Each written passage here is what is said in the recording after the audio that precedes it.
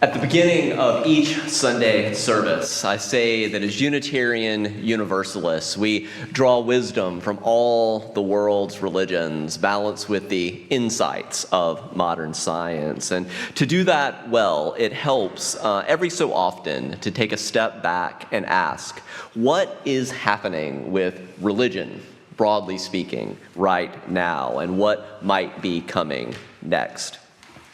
In college, I double majored in religion and philosophy, and decades later, I remain captivated, not just by religious texts, but by the living, evolving reality of religion in the world. So before we turn to data and future trends, I want to invite you to take just a quick visual tour with me, a few snapshots from the year in religion around the world. And as we look at these, I wonder if some of you may be like, I don't care. Others of you I don't know if you feel what I feel when I show you about the next 10 images. Like as a religion major, it's almost like you might be a potential religion major if you find these next images just very intriguing and exciting. Not that you want to go and convert to these religions, but that you find that people out there doing these things to be so interesting, at least I do. So let's begin. January in Istanbul. Greek Orthodox faithful dive into the Golden Harbor to retrieve a wooden crucifix during Epiphany, carrying forward a tradition that has endured through empire, through modernity, through immense change. February in Bulgaria. Worshippers gather around candles set in jars of honey to honor Saint Haralambie, the patron saint of beekeepers. I mean, I'm not really into the cross, but I find that just beautiful.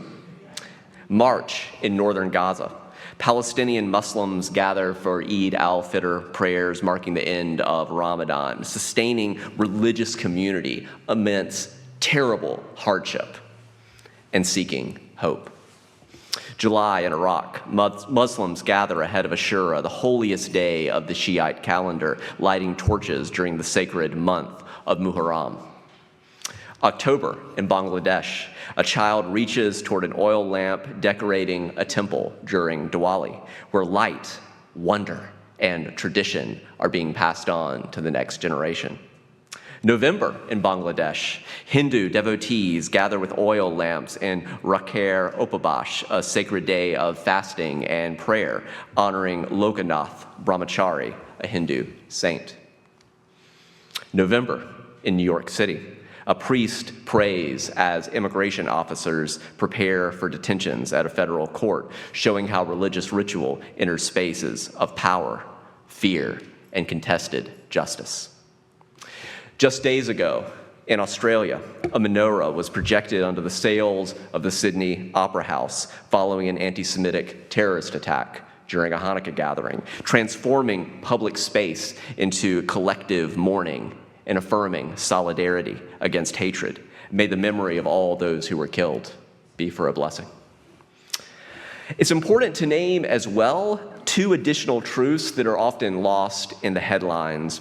The attackers were inspired by extremist Islamic State ideology, and the man who bravely tackled and disarmed one of the attackers, acting selflessly, that was also a Muslim. The problem is not religion itself, nor any tradition in particular. If you look deeply into any tradition, including Buddhism, you will find extremist, violent. It's what happens when a strand of any religion hardens into unhealthy, close-minded, ethnocentric forms that sanctify fear, domination, or violence. So across continents and traditions, what we've just seen is some of the vibrant diversity of the world's religions right now, just this year. I wanted us to start here, not with numbers, but with people. Because religion has always lived before it is measured, and it's always so much more interesting. Like, don't just look at the religious texts that tell you how things are supposed to be according to the priestly classes. Look at the messy lived reality of how people actually live out their religion. But to understand where religion and spirituality may be headed next, we need to look at the data. And if you're wondering, what's the difference between religion and spirituality? Sometimes people say religion is for people who are afraid of hell, and spirituality is for people who have been through hell. You know, religion is more about the institution, and spirituality is kind of more the lived experience. Let's start with just 3 striking examples. There is so much more to say, but I just want to give you 3 broad strokes that may challenge some of our assumptions about what religion really is like around the world and how different it is in different places of the world. India, for example, is home to 18% of the world's population, yet nearly 95% of all Hindus in the world live in India. The United States and Israel together account for 4% of the world's population, yet they are home to 85% of the world's Jews. And China, which includes 18% of the world's population, is home to approximately 2/3 of all religiously unaffiliated people worldwide. Taken together, these 3 examples remind us that religion's future cannot be told through a single global story. It unfolds very differently depending on context. So to begin to orient ourselves to the religious reality of our own country, right here in the U.S., I want to invite you to imagine that the United States was a small town of just 100 people. If that were the case, a small town of just 100 people, what would religion look like? In that town, 62 people would identify as Christian, but not all the same flavor of Christianity. 23 would be evangelical Protestants, 11 would be mainline Protestants, 5 would belong to historically black Protestant traditions, 19 would be Catholic, 2 would be Mormons, Latter-day Saints, 2 would belong to other Christian groups, so Jehovah's Witnesses or other minority traditions. The top half of this chart reminds us that American religion today remains predominantly Christian, but internally diverse Christian traditions, histories, and expressions. And importantly, this chart is only half of the story, because what has changed most dramatically in recent decades is not who believes, but how many no longer claim a religious home.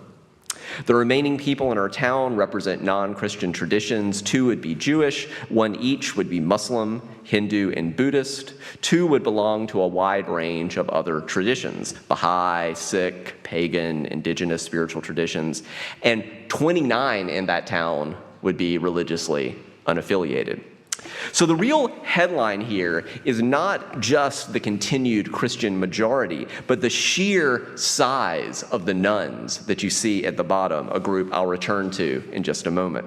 And just to be clear, that's nuns, N-O-N-E-S, not nuns, N-U-N-S. If you're wondering, where do UUs fit into all of this?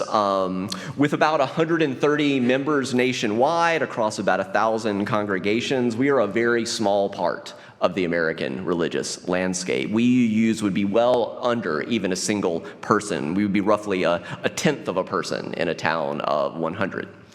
And yet we have often had influence far beyond our size. Time and again, we Unitarian Universalists have been at the leading edge of social and religious change, naming ideas early, helping push the Overton window, widening the moral imagination, helping move the wider culture toward possibilities that seem unthinkable when we're doing them, but then we do them, and then eventually everyone else catches up.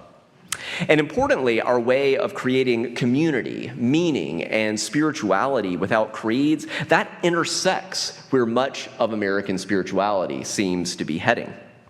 Unitarian Universalism itself, of course, was born at a moment when inherited religious authority was breaking down and people were asking how to remain religious without surrendering conscience, curiosity, and compassion, without being religious, without checking your brain at the door. That same question is now being asked on a much larger scale across American society, and one of the ways that we can understand how it is unfolding is by looking carefully at the data.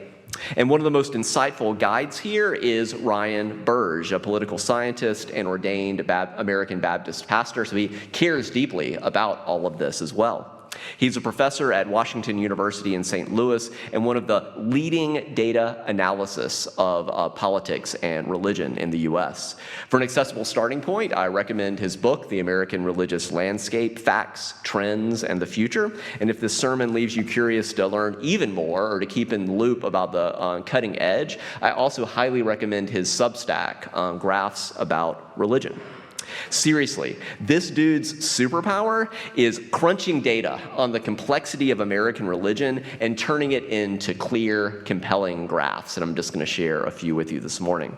For our purposes, I'm going to have to limit myself painfully to just 3 storylines. There's so much I want to tell you this morning. I'm going to have to limit myself to evangelical Christianity, mainline Protestantism, and the non-religious nuns. Behind all of these charts is a deeper question. What happens when institutions weaken, but the human search for meaning and belonging does not?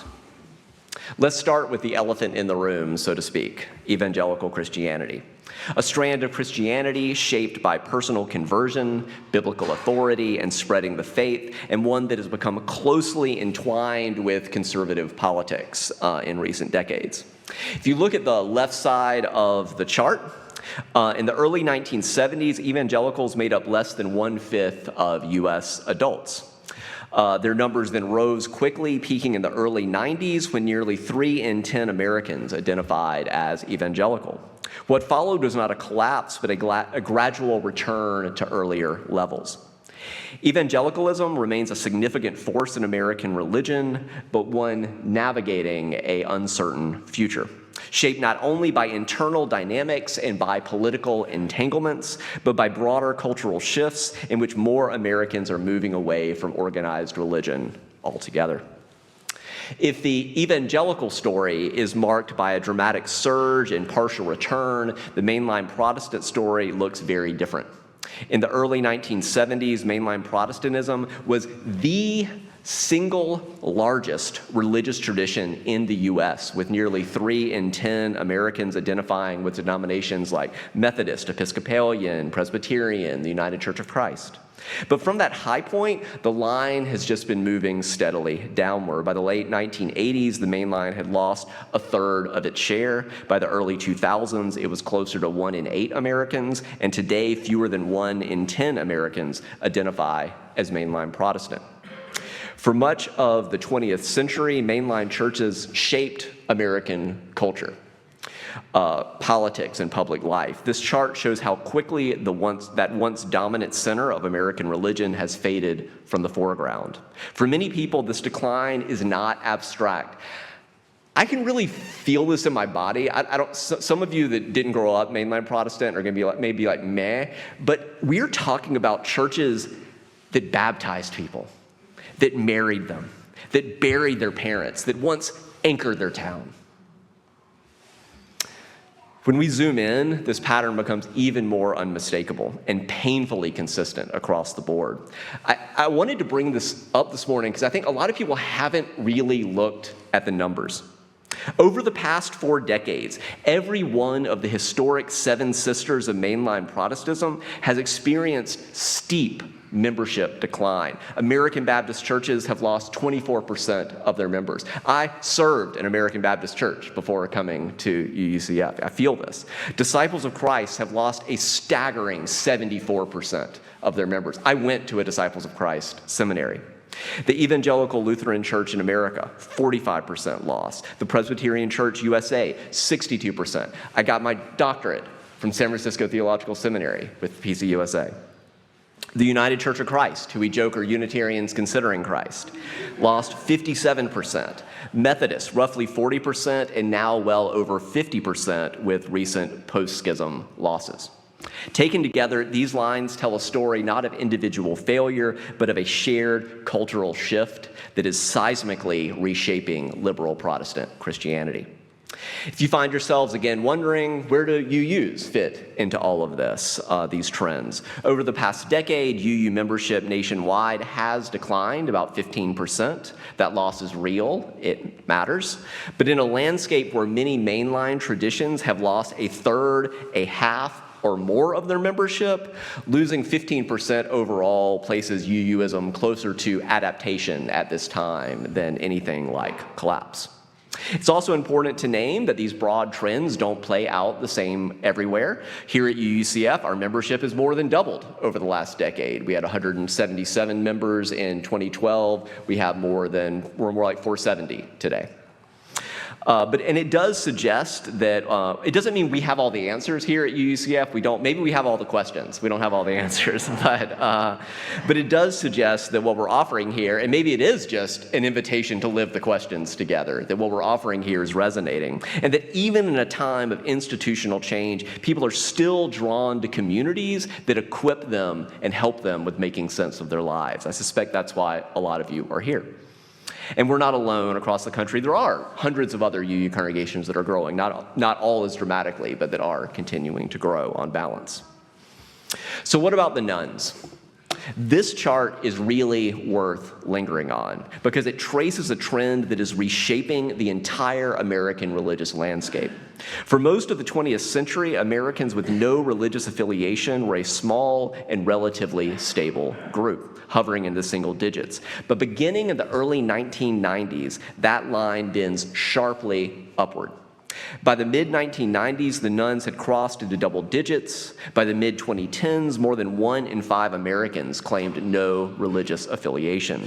And today, roughly 1/4 to nearly 1/3 of American adults identify as religiously unaffiliated, making the nuns larger than evangelicals, larger than Catholics, and larger than any single religious group. If you go back to our town, the nuns are now the largest group.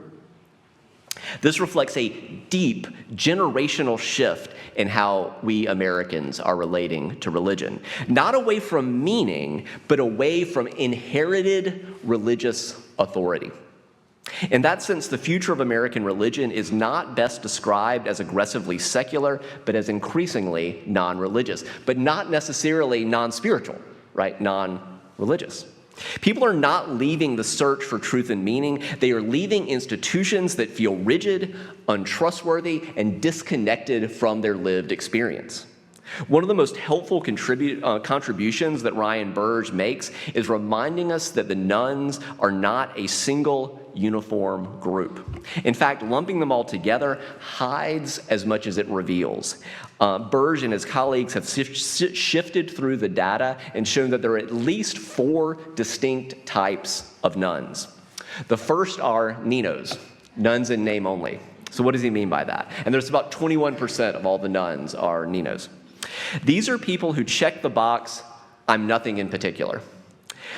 But, and this is what people think when they think, oh, this huge group of non-religious, this 20% of the nuns, they say, I still pray, I still believe in God, I still participate in religious life occasionally, some attend worship once in a while, many say spirituality, even religion still matters to them. They're not hostile to religion, they simply don't claim a formal religious label. Second are the SBNRs, the spiritual but not religious.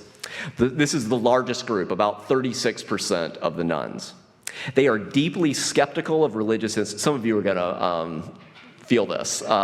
They are deeply skeptical of religious institutions, but still interested in spirituality. So still interested in practices like meditation, nature-based spirituality, personal rituals. They tend not to pray or attend religious services, but they are far from indifferent to questions of purpose and meaning and transcendence, connecting with something larger than yourself. This is often the UU sweet spot, a place where people can actually be spiritual and religious, exploring your own path within an open, compassionate, non-dogmatic community. Because it turns out you don't have to just be spiritual on your own. When you add in a support for that, we can figure this all out together. Third are the disengaged, who make up roughly 33% of all nuns. These are the people who are quite literally done with religion altogether. Religion and spirituality both rank very low for them. They don't attend religious services, don't pray, generally do not experience any sense of spiritual lack. For them, life's meaning is found elsewhere, in relationships, in work, creativity, ethics, or just simply being alive. Finally, there's the much smaller but very loud group of zealous atheists that make up about 11% of all nuns. They would tell you they're 100% of all nuns, but they are actually only 11%. These are the people most likely to argue about religion online, criticize beliefs publicly, or try to persuade others to leave religion. Despite their relatively small numbers, roughly 1 in 10, they tend to dominate public conversations about religion and about the religiously unaffiliated because they are the loudest voices in the room. Taken together, this typology helps us see that the rise of the nuns is not a simple story of disbelief. It is a story of distance from institutions, of changing language around identity, of spiritual curiosity for some, deep disengagement for others, and a wide range of ways that people are making meaning in a post-denominational America. A denominational America was where you grew up, you were born in something, and you stayed in it, and your children stayed in it. That's not the world we live in anymore. So as I turn to my conclusion, let me name the 5 biggest trends that Ryan Burge identifies when he looks ahead to the future of American religion. The first is that Christianity will still dominate. I'm sorry to have to start here. I know some of you are like, Christianity will still dominate the American religious landscape for the immediate future, and not fun, loving Jesus Christianity, the meaner Jesus strand, the ones who it's like, Jesus, save me from your followers Christianity. From a purely empirical standpoint, the U.S. remains a majority Christian country, and while that, or maybe we are a company, anyway, I don't have time to talk about that. While that share has declined sharply from about 90% of Americans, were Christian in the early 1970s to roughly 2/3 today. That's a big drop, but it's not disappeared. The Christianity of the future, though, will not look like the Christianity of the past. It will be shaped by new voices, new communities, and a more diverse American story.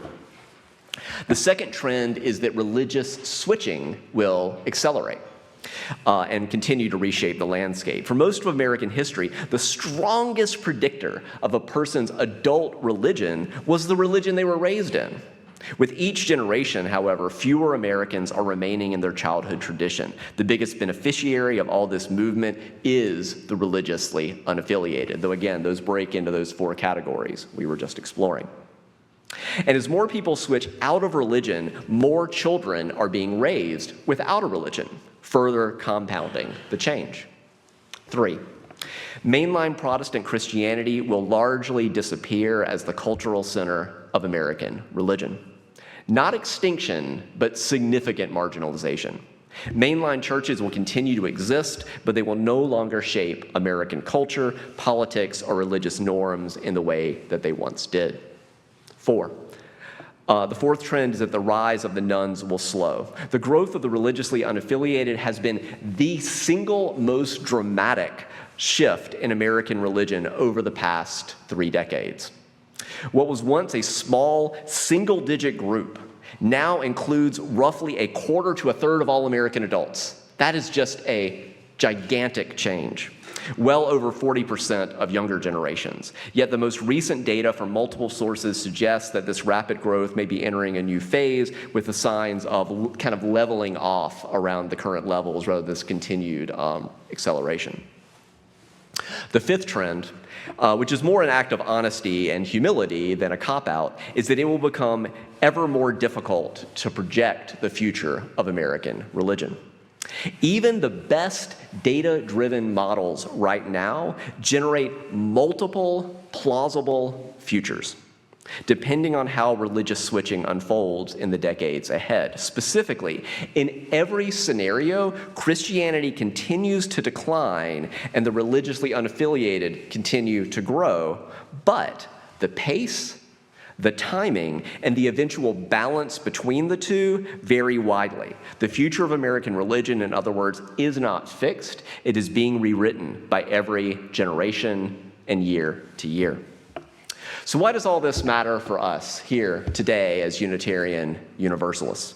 As more Americans move away from inherited religion, again, they are not rejecting meaning, ethics, or wonder. They are rejecting institutions that feel rigid, coercive, and disconnected from their daily life. and their lived experience. In a society where religious power is receding, spiritual hunger remains for many. And in that sort of world, congregations like ours matter more than ever. Not as stern authorities. That's not what people are looking for. They are looking for companions in meaning making, accompanying one another as we seek what is true and what is life-giving. We are called to model what it looks like to build community without creeds, to cultivate depth without dogma, and to offer belonging without belief tests. For us as Unitarian Universalists, this moment is not about growth for growth's sake, and it is not about replacing other traditions as they decline. It is about showing that authentic religious community can be humble, pluralistic, justice-seeking, honest, and spiritually alive. It is about building shared spaces for meaning-making, moral foundations, and mutual aid at a time when too many people are trying to do that work all by themselves. If the future of American religion is less institutional and more fluid, more chosen, and we have often called ourselves a chosen faith. It's something you choose for yourself. If that's the case, we must be a community that is worthy of being chosen again and again. Not because we have all the answers, but because we are a place that puts love at the center and practices truth-telling and hope together. May we rise to that calling for the sake of one another and for a world that still needs what religious communities at their best can offer. I'm grateful to be on that journey with all of you. Say just one final thing. When sociologists look at religion, one of the main shifts they're seeing right now is away from religions that are about believe, behave, belong. And I'll unpack that in a second. And toward religions that are belong, behave, believe. And so the first that used to be, this is how I grew up, Southern Baptist. You start by believe. Do you believe in Jesus Christ as your personal Lord and Savior? You have to affirm your intellectual, it's about believing 20 impossible things before breakfast, right? So you have to believe things first, and you have to say publicly that you do. So believe, behave, you have to behave in a certain way, right, ethically. And that means like, if you take two Baptists fishing, they won't drink any of your beer. You take one Baptist fishing, they'll drink all your beer, right? Because there's no other Baptist. Baptists don't recognize each other in the liquor store. So you got to believe, behave, and then you belong. Then finally you can belong. The opposite is to say we start with belonging. We just say, y'all come.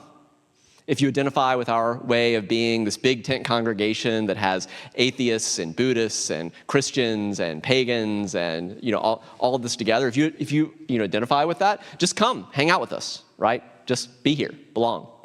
And then over time, you might find yourself behaving differently because you learn some things ethically, or even being around this pluralistic, may change you. So you belong, you might find yourselves then, we also sometimes say we put ethics before theology, that you find yourself behaving. And then you might even, and I wonder if this is true for some of you, you might even stumble backward into believing a few things that you didn't expect before. So that's a real shift. I see some of you like yes, and some of you like no.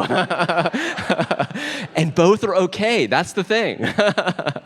All right, so as you prepare to go into the rest of this day and the week to come, continue your journey.